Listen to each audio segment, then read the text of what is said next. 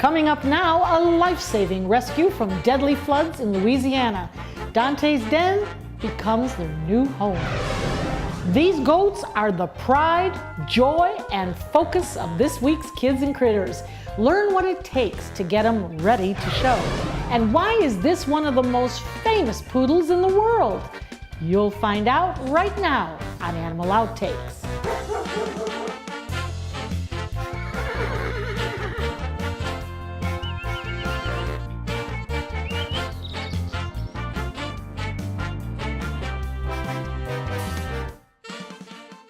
Hello and welcome to another edition of Animal Outtakes.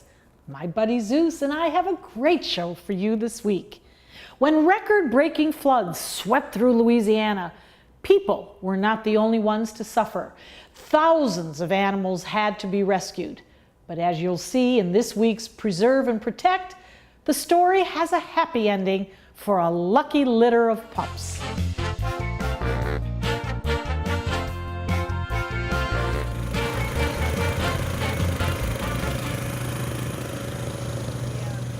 Our people are safe, but we need to contribute to the animals, the ones that are still in need, whether it's food or medicine or a place to call home.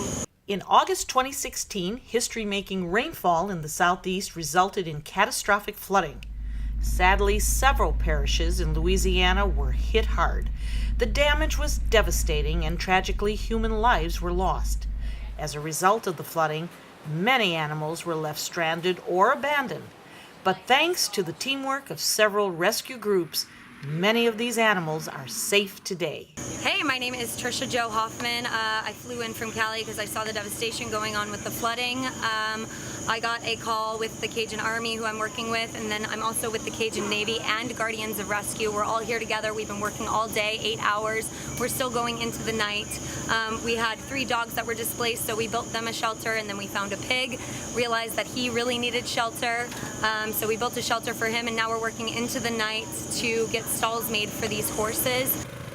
It is always humbling to see groups of people work together in the aftermath of a crisis, and Louisiana folks are no exception. This is kind of the culminating aspect of what we've been out here today with the Cajun Navy and the Cajun Army. This guy didn't have a pen to go to after the floods. His pen was washed away. There's a lot of just lumber and a pile of whatever back in the back.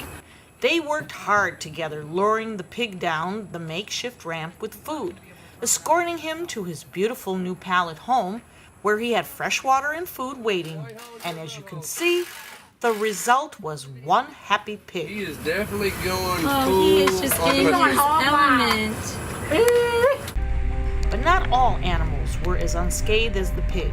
With water levels reaching record heights, many animals were left standing in the floodwaters, leaving them with injuries, severe infections, and skin afflictions. One of the worst cases we saw was a horse who had been in standing water for quite some time. 3 weeks after the floods, veterinarian Brennan Lee from the LSU Equine School has been working with her and is seeing quite an improvement.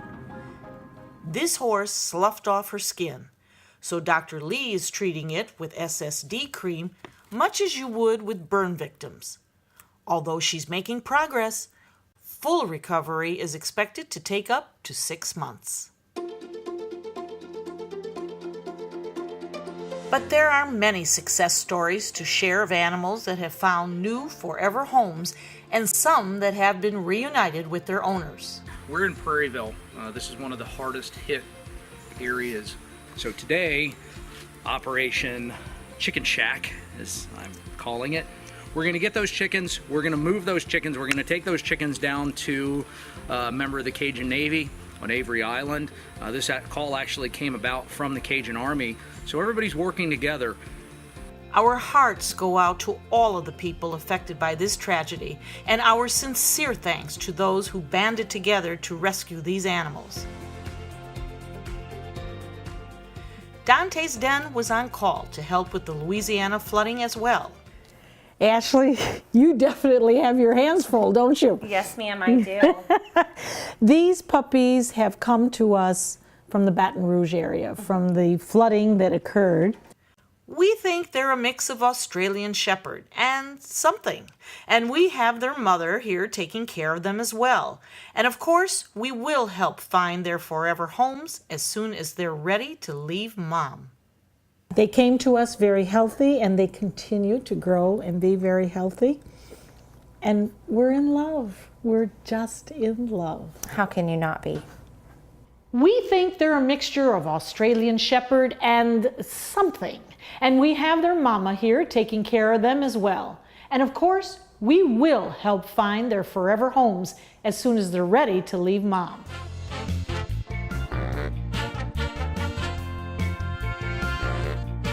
Have you ever had to get all dressed up for a big event? Well, imagine getting your pet ready for a big show. That's exactly what happens in this week's Kids and Critters. This week, we're here with a local 4-H group in Palmetto, Florida, learning all about goats. They need their hooves trimmed because they will go down on their pastures and they will begin to not be able to walk right, just like a horse. This one is, the dwarf here is really cute, but it can be a pain in the neck to handle. So you just love goats? They're kind of like one of your pets, basically? Yeah, they're just like dogs. Except stubborn. Yep, that's very true. So what is your goat's personality like? My goat is one of those really playful, happy goats that just like to run around. What are you learning from raising and training your goat? How to take care of animals and how to breed animals. Is animals like one of your passions? Yeah, I'm very fond of animals and wildlife. Me too, we have that in common. And then the back legs, you want to make sure it's spread enough apart in the back. We have a lot of 8-year-olds, and 8-year-olds is when you first can join 4-H, and so you're beginning, and so we have a lot of newcomers, so we're basically taking classes so we can teach the new kids, so when they go to fair and go to shows, they know exactly what they are expecting and what there's going to be happening. Do you know where the ribs are? We have a fair, Manatee County Fair, and that is in January. And that is a week long, and we have a show night, and we actually have showmanship and the show on the same night. This is actually my 3rd year in 4-H, but I have been helping Miss Judy, our 4-H leader, for years because my older brother did 4-H. And so this year I actually am serving as president of the 4-H club, and so I actually get to help and learn and teach these clinics.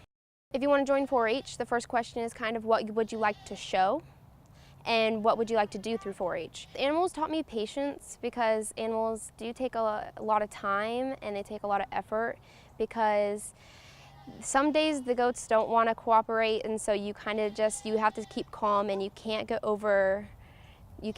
aggravated over them because then your anger will be on the goats and someone could actually get hurt. Definitely responsibility in taking care of an animal, and that you can't be lazy with life. You have to do things if you want things. To persevere, no matter if it is hard, to keep working at it. Walking isn't so easy. I mean, she's kind of hard to walk. So when you walk it, and so you'll be leading the goat. My goat is so stubborn. Your goat is stubborn? To be loyal to their animal. The animal bond is just really important to me, and I got hooked on goats the minute I saw her. She was my first, so I love them all, and they're just, they don't do anything wrong to me, and I love them, so yeah. You have to put yourself aside and take care of something else. They have to put themselves aside and help each other learn, and I think that's important, and it doesn't matter what age they are. Well, that wraps it up today. I hope you've learned something. I know I have. Practice makes perfect if you're preparing to show your goat. Know what to expect and then practice, practice, practice. Using a harness and a lead rope, move your goat in any way, like making it walk backwards. The more you rehearse, the more ready you and your goat will be for a successful show. Up next, this cute little fox has an interesting story to tell. You may be surprised when we take you on this week's animal adventure. For thousands of years, we've been humans' best friend. You've been through a lot, and we've been right there with you. A dog is part of the family, a confidant, and a friend who always knows how to get into your heart. So what happens to our beloved companions when we can no longer care for them? This is why we've created Dante's Den, an innovative, state-of-the-art facility that will provide care for up to 100 dogs. Dante's Den is a community for joyful dogs. Millions of Americans face uncertainty when planning for the future of beloved pets who may well outlive them. Dante's Den is a charitable organization, so in whatever capacity you can, please lend your support so that we may continue this most wonderful work. Dante and I would like to thank you for watching and for also opening up your hearts to our wonderful community of joyful dogs. Learn about the many ways you could become involved by visiting dantesden.org. Don't miss out on the Putting on the Poodle fundraiser November 1st from 11 a.m. to 2 p.m. at Michael's on East in Sarasota. There will be a specially prepared lunch by Michael's and an exciting live and silent auction. Don't miss the dancing poodles and entertainment with songs by Andrew Cadell and Carl Bowman from Bark the Musical. Valet parking is available. Tickets are $85 for individuals and $125 for patrons. Save the date for Putting on the Poodle fundraiser November 1st from 11 a.m. to 2 p.m. at Michael's on East in Sarasota. The crested caracara is listed in Florida as threatened. Their numbers have declined due to many factors, including illegal hunting. Help support efforts to eliminate the threat of illegal hunting, not just for birds of prey such as the caracara, but for all wildlife. Always alert authorities if you see people hunting illegally, or if you see wildlife parts, such as feathers, being sold illegally.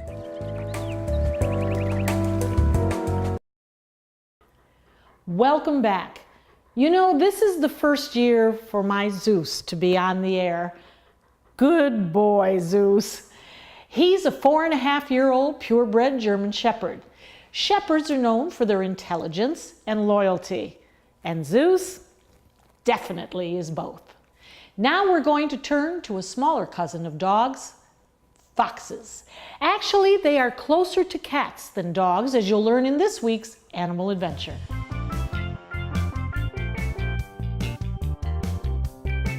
Today we're visiting with Andrew Biddle and his best friend, the fox. Who is this little guy? Well, this is Alice. She's a actual red fox. Now, she's not red in color because she's an amber-faced fox. So she has an amber color to her. She's actually a genetic flawed, so to speak, because they're not supposed to be this color. So she would not survive in the wild. She's a captive-born fox. Lucky for Alice, she found her way to Andrew and Wild Transport Sanctuary. She was bred in captivity, and she was a pet. So they had her, and they wanted to keep a fox in the house, which I don't always recommend. They can be quite destructive, and they're more of a high-strung animal, so they're very active, and they do have a strict diet and things like that. So, but somebody got her as a pet, and they wanted to keep a fox in her house, and that didn't really work out, so they relinquished her to us. In Florida, it is legal to own a fox, but Andrew doesn't recommend it. But in Florida, you have to have a Class 3 license to have a fox, which is more easier to obtain because they're not such a dangerous animal, but it should be regulated. This is an animal that can be destructive. If it's not a native species, they can be invasive, so you want to have some kind of regulation on foxes. Red foxes are found all over the world and live in forests, grasslands, mountains, and deserts. They are solitary hunters and feed on rodents, rabbits, birds, and other small game. Essentially omnivores, foxes will also eat fruits and vegetables, fish, frogs, and even worms. And to be a good hunter, you have to have very keen senses. Probably her keenest senses are smell. They have a really good sense of smell, just like a dog. So they use that nose a lot to smell different things. But they also have good hearing and good vision, so they can see really well, and they also have, they can hear things really well. In captivity, foxes can live up to 15 years, but in the wild, their chances for survival aren't as good. They often live only 3 to 4 years. In the case of 2-year-old Alice, I'm sure she'll be enjoying the company of Andrew for many years to come. Now it's time for a segment we call VIP, or Very Important Pets. This week, a miniature dog and an owner with a big personality.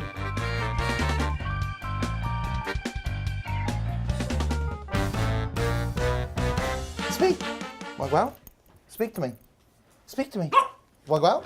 Want to go out? Want to go out? Want to go out? Want to go out? Okay, go. For Art Conforti, a day at the office is not complete unless his best friend is by his side. Buddy's a Yorkie, and we believe he's 13 now. Very little teeth. My son brought him home from a party about 1:30 in the morning. And my son has a habit of building Noah's Ark at my house. And I saw another cute little animal come in, but he says, don't get too close to him because he's snappy. Snappy? Yeah, snappy. And he bit, growled, and just wasn't very friendly, very away from everybody, kind of standoffish. Well, he was kind of abused. He was kicked around, neglected, and not given very much attention. And if anybody knows Buddy, they realize he needs attention. Lucky for Buddy, the bond was almost instantaneous, and the two have been inseparable ever since. I threw away my man card, and you'd be amazed what this brings out in people. I've seen guys over 300 pounds that you probably wouldn't walk by down the street, break down and pick him up and do the, oh, what a cute dog, he's amazing, what's your name, little guy? Yeah, he's on Harley Davidsons, he's on bicycles in a basket. You know what, it's about lifestyle, it's about what makes you happy. Buddy tags along on most outings, using his small size and his big personality to his advantage. He's very well behaved. This is how he is in restaurants. This is how he's on the airplane. Anywhere we go, you sit him down, he doesn't move. You put him on his back, he stays there. That's it. Right? Let's go. Does he sleep with you? He does, absolutely. I mean, there's no question. He sleeps on the bed. He has to be within touching distance. I think a lot of people experience that too from my Facebook comments. They have to just be against your leg or your side or on your head.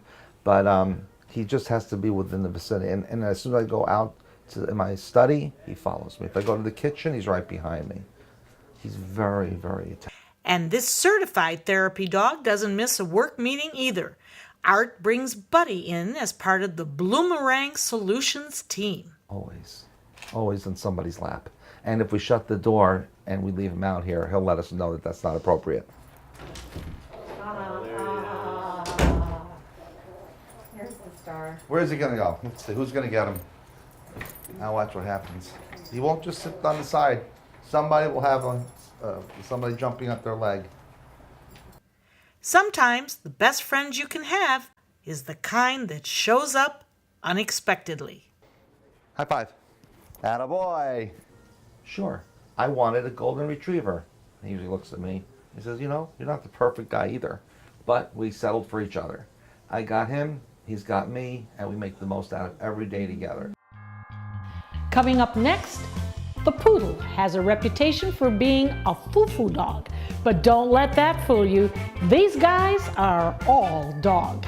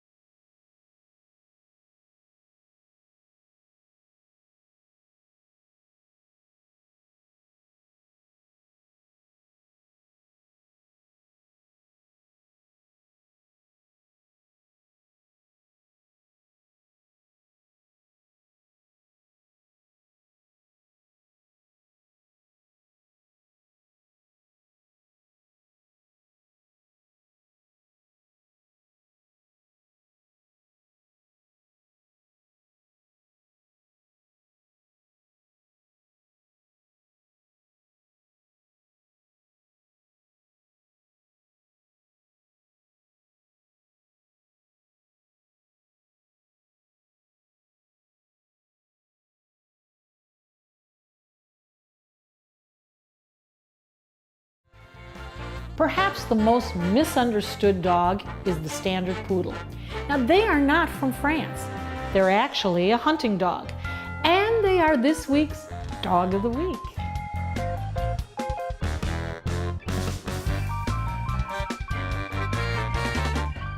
This week's Dog of the Week is a standard poodle. I visited with Ginny Doris and handsome world champion Tux, who will dispel some poodle myths. Well, the breed is commonly referred to as a foo-foo dog, which they are not. They come from Germany back in the 1400s, and they then went to Spain, England, and France. France started breeding them down to come up with the toy poodle and the miniatures, and they became, very friendly with. That's where they got the foo-foo. That's where the foo-foo came But they from. actually had a purpose in life. Correct. These dogs were bred to retrieve in water, and water that was very cold. So what may seem like a foo-foo hairstyle actually serves a very important purpose. All the pom-poms protected the joints. The hair was left full in the front to protect their lungs. And then the tail, which was a natural tail, which he does not have, his has been docked a little. We have another one with us that does have a natural tail. It's wide in the base and then gets small and had a pom-pom on top so they could see them in the water and find their dogs. Standard poodles are very good swimmers, and don't underestimate their strength. In fact, they're one of the only breeds that can bring in a goose, which is a very large. Oh. They may be strong, but let's get down to what really matters. Now, are you as high maintenance as you look, Tux? Yeah. They really need to be groomed on a regular basis, bathed every week, trimmed with the face and the feet. Probably you could get away with once a month. We do ours about every other week. But if you let the hair get long, it will mat. But on the other hand, there are some perks. They are hypoallergenic. They do not and they eat much less than you'd expect. Tux eats only about a cup of dry food a day. And overall, these poodles have a really great temperament. He spent a lot of time in my office and just would go out for a very short period of time. He was a manager, right? Yes, he was. Okay. And he managed my people very well. And he could be a condo dog if needed. Oh, absolutely, yeah. And they adapt to almost any type of environment that you want them to be in. But Tux is a very worldly dog, so to speak. Yeah. He's been very good. He's got quite a history behind him.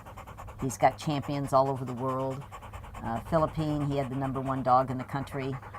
And in Denmark, the same. So you represent us well, attaboy. Yes, he does.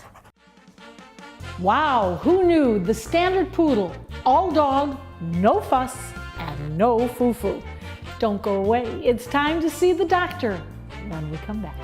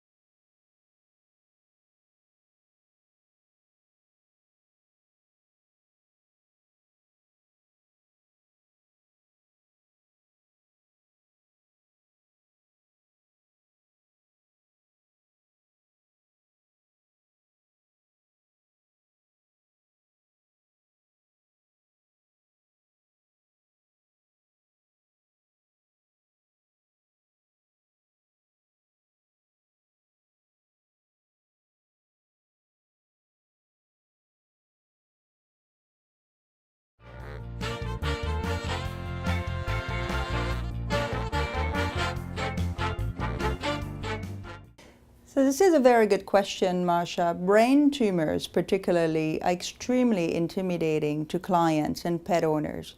When you hear your dog has a possibility of seeing a neurologist, it's already scary.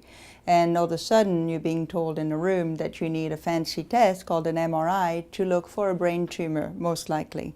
For a lot of people, all they can hear and see at that point is, it's the end, we're done, you know, nothing can happen, it's a brain tumor. And that's absolutely not true. There are so many things now in veterinary medicine that can be done for brain tumors. Anything from very out there with radiation therapy like in people. Craniotomy is definitely, for many brain tumor, craniotomy is a way to go, where we actually remove the tumor and leave a bed of cells only or no tumor at all. And there are cases that are not operable, similar as in people, but we have many alternatives to give them an excellent quality of life for an extended period of time. In animals, we don't aim for only long period of time. We have to have quality. It is a family member that loves to eat, drink, play, welcome you when you come home. That interaction is our barometer of happy or not happy, and we need to keep that going. So there are a lot of medications, there are chemotherapies, there's a hyperbaric chamber that helps with chemotherapy, and there are a lot of ancillary treatments such as supplements and diet changes that can help substantially in extending that quality of time in the patient. So when people think of their pet possibly having a brain tumor, the first thing I recommend is take a deep breath, get a diagnosis first, and then you can make a decision on what your options are. And hopefully your neurologist that's with you is going to guide you into the best option for your patient, for your dog, and your family. You can watch full episodes of Animal Outtakes by subscribing to our YouTube channel. Just visit youtube.com/animalouttakes. Well, that wraps up another week of Animal Outtakes. We hope you've learned something new. Be safe, have fun, and remember, be kind to the animals and they'll be kind to you. I'm Marsha Panucci, and we will see you next week.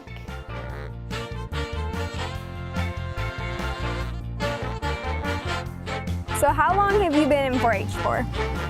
3 weeks. 3 weeks. How are you liking it? Not much. Not much. And why is that? Because my goat is so stubborn.